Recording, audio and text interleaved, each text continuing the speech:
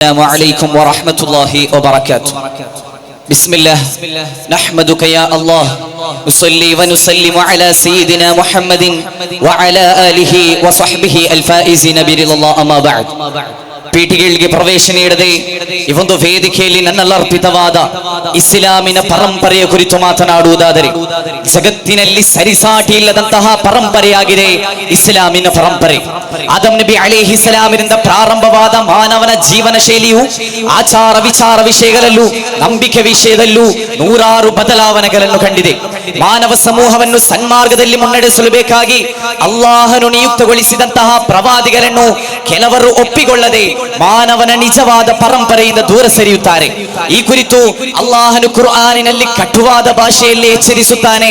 ವಮನ್ ಯತ್ತಬಿಅ ಗೈರ ಸಬೀಲಿಲ್ ಮುಅ್ಮಿನೀನ್ ನುವಲ್ಲಿಹಿ ಮಾ ತವಲ್ಲಾ ವನುಸ್ಲಿಹಿ ಜಹನ್ನಮ.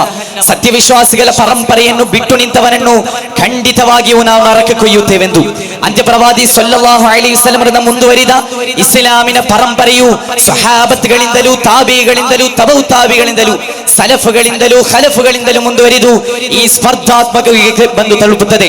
ಆದರೆ ಈ ಎಲ್ಲೂ ಮುರಿದು ಹೋಗದಂತಹ ಇಸ್ಲಾಮಿನ ಸುಂದರ ಪರಂಪರೆಯು ಆಧುನಿಕ ಯುಗಕ್ಕೆ ಬಂದಾಗ ಮುರಿದು ಹೋಗುತ್ತದೆ.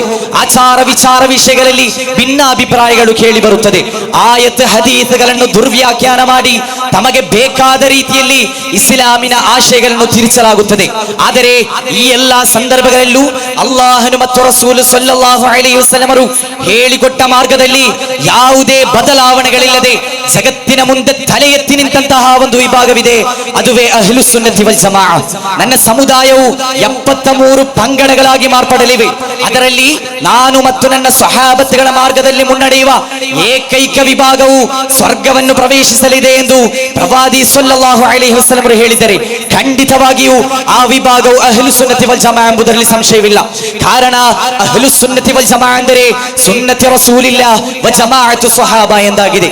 ಸಂಸ್ಕೃತದಲ್ಲೊಂದು ಮಾತಿದೆ, ಯದ್ಯದಾಚರತಿ ಶ್ರೇಷ್ಠತ್ವ ದೇವತರೋ ಜನ ಸಯತ್ ಪ್ರಮಾಣಂ ಕುರುತೆ ಲೋಕಸ್ತದನು ವರ್ತತೆ. ಕಳೆದು ಹೋದ ಶ್ರೇಷ್ಠ ಪುರುಷರು ಮಾಡಿ ತೋರಿಸಿದಂತಹ ಆಚಾರ ವಿಚಾರಗಳನ್ನು ಲೋಕ ಜನತೆಯು ಅದೇ ರೀತಿ ಮಾಡಬೇಕಾಗಿದೆ. ಅವರು ಪ್ರಮಾಣವೆಂದು ತೋರಿಸಿದ್ದಕ್ಕನುಸಾರವಾಗಿ ಮಾನವ ಸಮೂಹವು ಮುನ್ನಡೆಯಬೇಕಾಗಿದೆ. ಪರಂಪರಾಗತ ಮುಸಲ್ಮಾನರು ಅಶ್ಹದು ಅಲ್ಲಾ ಇಲಾಹ ಇಲ್ಲಲ್ಲಾಹ್ ಎಂಬ ಶಹಾದತ್ ಕಲಿಮೆಗೆ ನೀಡಿದಂತಹ ವ್ಯಾಖ್ಯೆ ಹೊಂದಿದೆ.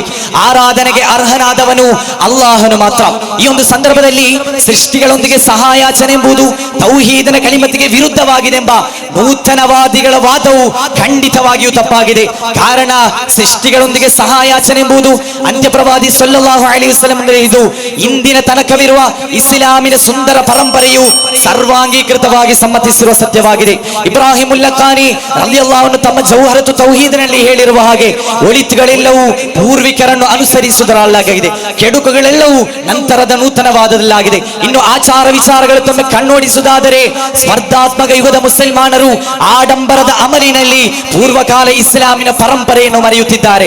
ಯುವಕರು ಮಾದಕ ವಸ್ತುಗಳ ಜಾಲಕ್ಕೆ ಬಿದ್ದು ಹೊಡೆದಾಟ, ಬಡಿದಾಟ, ಗುದ್ದಾಟ, ಪರದಾಟ, ಕೊಲೆ ಕೊಳ್ಳೆ ದರೋಡೆಗಳಿಗಿಂದು ಯಾವುದೇ ಅಂಜಿಕೆ ಇಲ್ಲದೆ ಶರಣಾಗುತ್ತಿದ್ದರೆ ಕುರ್ಆನ್ ನಮ್ಮೊಂದಿಗೆ ಹೇಳುತ್ತದೆ, ಉದುಖುಲು ಫಿಸ್ಸಿಲ್ಮಿ ಕಾಫ, ನೀವು ಸಂಪೂರ್ಣವಾಗಿ ಇಸ್ಲಾಮಿಗೆ ಹಾದು ಬನ್ನಿರಿ. ಪೂರ್ವಕಾಲ ಇಸ್ಲಾಮಿನ ಪರಂಪರೆಯು ಮುರಿದು ಹೋಗದ ರೀತಿಯಲ್ಲಿ ನಾವು ಮುಂದುವರಿಯಬೇಕಾಗಿದೆ. ಯುರೋಪಿಯನ್ ಸಂಸ್ಕೃತಿಗಳಿಗೆ ಕಡಿವಾಣ ಹಾಕಿ ಪರಂಪರೆಯ ಪ್ರತಿನಿಧಿಗಳಾಗಬೇಕಾಗಿದೆ. ಈ ರೀತಿ ಹೇಳಿ ಮುಂದುವರಿಸಲು ವಿಷಯಗಳು ಅಪರಿಮಿತವಾದರೂ ಸಮಯ ಪರಿಮಿತವಾದ್ದರಿಂದ ಮಾತುಗಳಿಗೆ ಕಡಿವಾಣ.